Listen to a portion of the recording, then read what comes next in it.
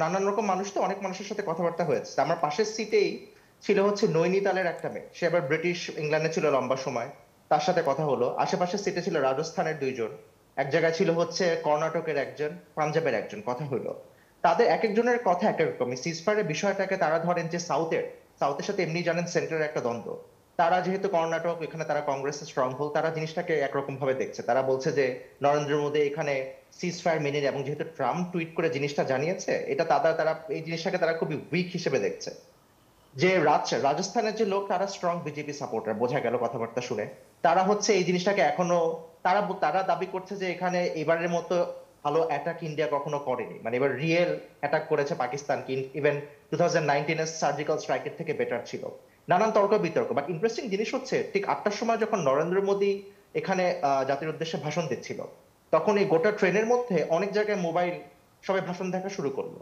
এবং ভাষণ দেখার পরবর্তী পর্যায়ে মানে তাদের মধ্যে আমার মনে হইলো যে যদিও ছোট ট্রেনে কামরা তো আর পুরো দেশটাকে রিপ্রেজেন্ট করে না, বাট তাদের মধ্যে একটা ন্যাশনালিস্টিক জিল আসলো, মানে তারা সবাই তখন এই বিষয়টা নিয়ে পজিটিভলি বলা শুরু করলো। তো এই জিনিসটা আমি বললাম এই কারণে, কারণ আসলে ব্যাপারটা কি যে ইন্ডিয়ার নরেন্দ্র মোদী, প্রাইম মিনিস্টার নরেন্দ্র মোদী, ওনার ভাষণটা আমরা যদি অ্যানালাইজ করি তাহলে দেখি যে উনি কিন্তু এখানে স্ট্রংলি ইন্ডিয়াকে প্রজেক্ট করছে।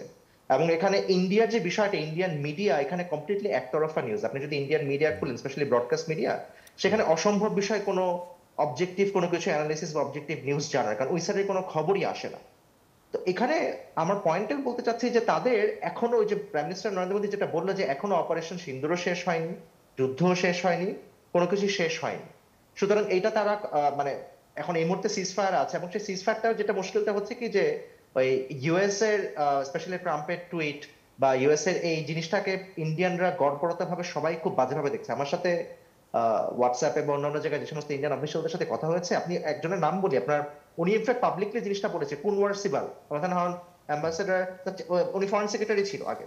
উনি খুবই এটা নিয়ে খুবই সমালোচনা করছে, বলছে যে এটা এভাবে ইউএস এটা বলা তাদের কোনো অধিকার রাখে না, এটা আমাদের ইন্ডিয়া পাকিস্তানের বিষয়ে এভাবে তারা বলতে পারে না, যেহেতু ডিজি লেভেলে তারা এই যে আলোচনাটা হওয়ার পরে সিজ ফায়ার হয়েছে, সেখানে ইউএস কেন কৃতিত্ব নিচ্ছে।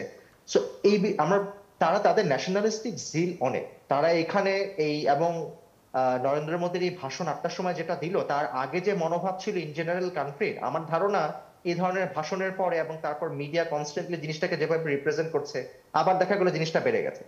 তো এই এইটার ক্ষেত্রে আসলে কোনো, জনাব ফয়সাল, এই ক্ষেত্রে ধরুন তাদের বিদেশ সচিবের তো যে টুইটার হ্যান্ডেল সেটা বন্ধ করে দিতে হলো, সেক্ষেত্রে সার্বিকভাবে এই যে এক ধরনের পরাজয়ের যে একটা আভাস রয়েছে এই 4 দিনের মাথায় যুদ্ধবিরতিতে, সেটা কি সাধারণ মানুষের কাছে সেভাবে পৌঁছচ্ছে না, নাকি সেটা শুধুমাত্র সেটা সামাজিক একটা যোগাযোগ কারণ আছে, মাধ্যমের সেটা একটা অংশ?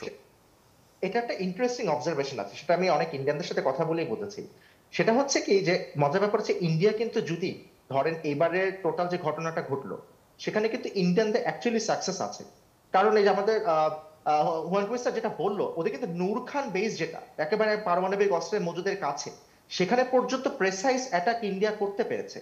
ইন্ডিয়া পাকিস্তানের ভিতরে ঢুকে ভালো কয়েকটা প্রেসাইজ অ্যাটাক অ্যাকচুয়ালি করেছে, যেটা 2019-এ তারা করেছিল কিনা সেটা কিন্তু কোনো প্রমাণ নাই, ঠিক কথা, তারা মুখে বলেছিল সার্জিক্যাল স্ট্রাইক, কিন্তু এবার অ্যাকচুয়ালি করেছে।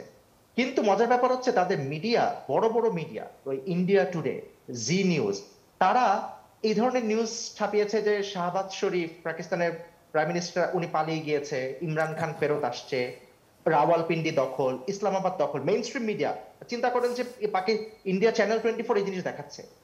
এতে ইন্ডিয়ার লোকই বিরক্ত, যে বললাম রাজস্থানের যে কড়া বিজেপি সাপোর্টার, সেও বলছে যে আমাদের মিডিয়া এইসব দেখায় আমাদের সাফল্যটাকে ধ্বংস করে দিল। এইটাই তো তাদের ব্যাপারটা কি, যে এইটাতে যে পাকিস্তান টুইটারে যে বিক্রম মিস্ত্রি যে একটা বিশাল আক্রোশের শিকার হইলো, তার বড় কারণ কিন্তু এইটা। কারণ তাদের এক্সপেকটেশন ছিল বিশাল, যে রাওয়ালপিন্ডি দখল হয়ে গেছে, ইসলামাবাদ, সেখান থেকে আপনি এই এক্সপেকটেশন মিট আপ না করতে পারলে তো গালি খাবেনি। এখানে এই ঘটনাটাই ঘটেছে।